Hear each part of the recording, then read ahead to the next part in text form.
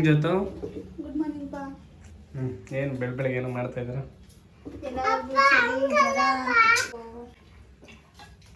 Soup ಮತ್ತು idli morning ಟಿಫನಿಗೆ. So ಲಂಚ್ಗೆ ತಲೆಕಾಳು sambar ಮುದ್ದೆ. Okay, recipes ಇರುತ್ತೆ. 2 ರೆಸಿಪೀಸ್. ಸಂಡೇ ಹುಷಾರಿಲ್ಲ. ಏನು ಮಾಡ್ತಿದ್ದೆ ಮನೆ ನೀನು? ಏನಕ್ಕೆ ಸುಳಿತಾರದು ನೀನು? ಬೆಳ್ಳುಳ್ಳಿ. ಸೊ ಇಡ್ಲಿ ರೆಡಿ ಆಗ್ತಾ ಇದೆ. ಅದಕ್ಕೆ ಏನು ಫಸ್ಟು ಸೂಪು ರೆಡಿ ಇದೆ. ಆಮೇಲೆ ಮಧ್ಯಾಹ್ನ ಸಾಂಬಾರು ಮುದ್ದೆ. ಇದನ್ನು ಹುರ್ಕೋಬೇಕಾಗುತ್ತೆ ಲೈಟಾಗಿ, ಹಸಿ ವಾಸನೆ ಹೋಗೋ ಥರ ಹುರ್ಕೋಬೇಕು. ಒಂದೇ ಒಂದು ಸಣ್ಣ ಈರುಳ್ಳಿ, ಸ್ವಲ್ಪ ಬೆಳ್ಳುಳ್ಳಿ ಅರ್ಧದಷ್ಟು ಶುಂಠಿ, ಒಂದು ಚಕ್ಕೆ, ಒಂದು 4 ಲವಂಗ, 1-2 ಹಸಿಮೆಣಸಿನ್ಕಾಯಿ, ಒಂದೇ ಒಂದು ಏಲಕ್ಕಿ. ಸೊ ಮೆಣಸು, ಇದರಲ್ಲಿ ಮೆಣಸೇ ಮೇನು. ಕೋಲ್ಡ್ ಕಾಫಿ ಇರೋದ್ರಿಂದ ಮೆಣಸು ಸ್ವಲ್ಪ ಮುಂದೆ ಇರಬೇಕು ಅಷ್ಟೇ. ಇದಿಷ್ಟೇ ಖಾರಕ್ಕೆ. ಇದನ್ನು ಸ್ವಲ್ಪ ಲೈಟಾಗಿ ಎಣ್ಣೆ ಹಾಕ್ಕೊಂಡು ಹಸಿ ವಾಸನೆ ಹೋಗೋ ತನಕ, ಡೀಪ್ ಬೇಡ, ಜಸ್ಟ್ ಹಸಿ ವಾಸನೆ ಹೋಗೋ ತನಕ ಫ್ರೈ ಮಾಡ್ಕೊಳ್ಳೋದು. ಎಲ್ಲ ಒಟ್ಟಿಗೆ ಹಾಕ್ಕೊಳ್ಳೋಣ.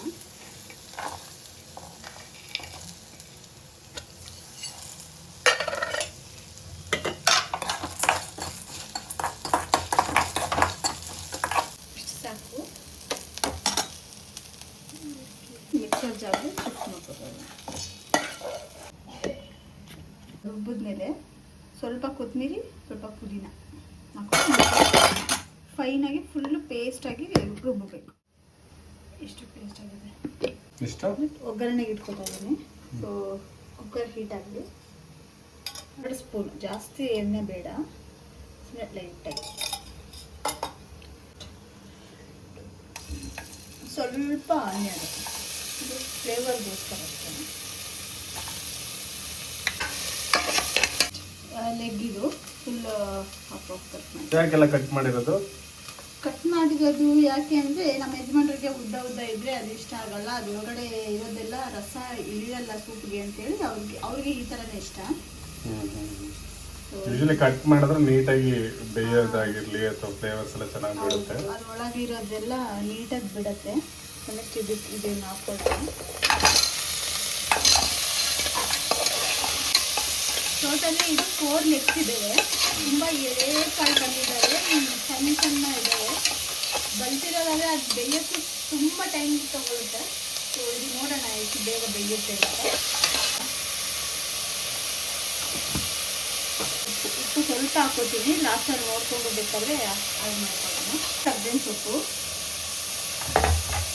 1ರಲ್ಲಿ ಹಾಫ್ ಅಷ್ಟು ಕಡಿಮೆ ಟೊಮೆಟೊ, ಜಸ್ಟ್ ಫ್ಲೇವರ್ಗೋಸ್ಕರ. ಅದು ಆಪ್ಷನಲ್, ಬೇಕಾದರೆ ಹಾಕೋದು, ಬೇಡ ಅಂದರೆ ಬೇಡ. ನೆಕ್ಸ್ಟ್ ಇದು ಕೊತ್ತಂಬರಿ ಮತ್ತು ಪುದೀನ. ಇದನ್ನು ಬರೀ ಎಲೆ ಅಂತದನ್ನು ಕಟ್ ಮಾಡಿ ತೊಗೊಂಡಿದ್ದೀನಿ, ಜಸ್ಟ್ ಫ್ಲೇವರ್ಗೋಸ್ಕರ. ಇದನ್ನು ಪುದೀನೂ ಅಷ್ಟೇ, 1-2 ಎಲೆ ಅಂತದನ್ನು ಸಣ್ಣದಾಗಿ ಕಟ್ ಮಾಡಿ ಹಾಕೊಂಡಿದ್ದೀನಿ.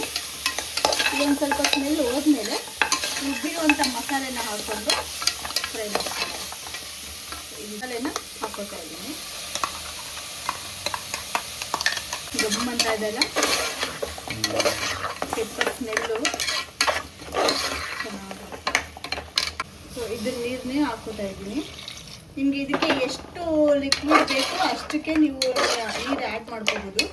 ತುಂಬ ಹೆವಿನೂ ಹಾಕೋಬಾರ್ದು. ಹೆವಿ ಹಾಕೊಂಡ್ಬಿಟ್ರೆ ಮಸಾಲೆ ಇರೋದಿಲ್ಲ, ತುಂಬ ನೀರು ಅನಿಸುತ್ತೆ. ಒಂದು ರೇಂಜಲ್ಲಿ ನೀರಿದೆ.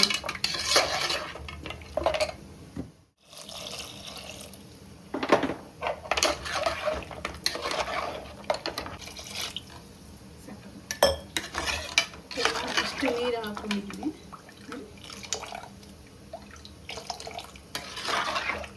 ಸ್ವಲ್ಪ ಇದಕ್ಕಿಂತ ತೆಳು ಆಗಿಬಿಟ್ರೆ ಸೂಪ್ ಅನಿಸ್ಕೊಡಲ್ಲ. ಸೂಪ್ ಆದರೆ ಲಿಕ್ವಿಡ್ ಮಸಾಲೆ ಇರಬೇಕು, ಲಿಕ್ವಿಡ್ ಥರ ಇರಬೇಕು. ಎಷ್ಟೇ ಹುಷಾರಿಲ್ಲ ಅಂದ್ರೂ ಈ ಕಾಲು ಸೂಪ್ ಒಂದು ಕುಡಿದ್ರೆ ಡಾಕ್ಟರ್ ಕೂಡ ಸಜೆಸ್ಟ್ ಮಾಡುವಂಥದ್ದು ಮೆಡಿಸಿನ್ ಇದೆ.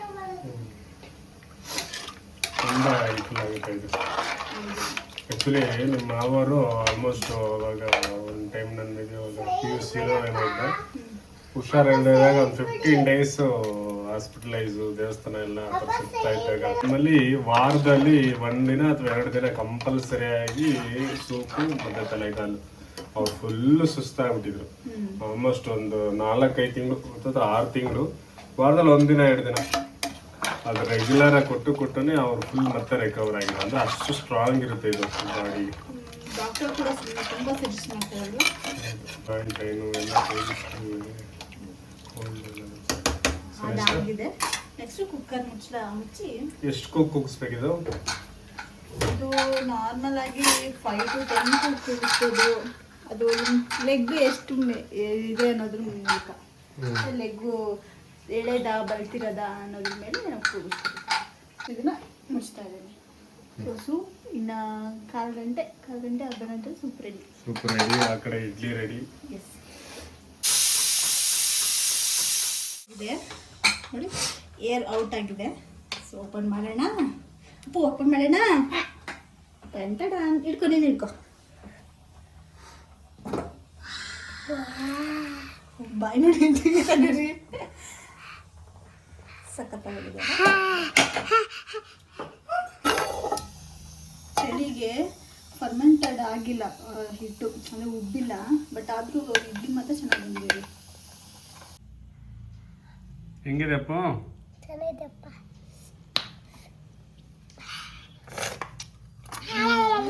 ಪೀಸಸ್ ಚೆನ್ನಾಗಿ ಬಂತು. ಬಿಸಿ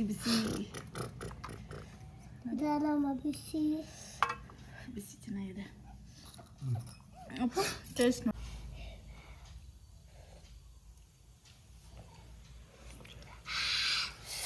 ಸಕ್ಕತ್ತಾಗಿದೆ.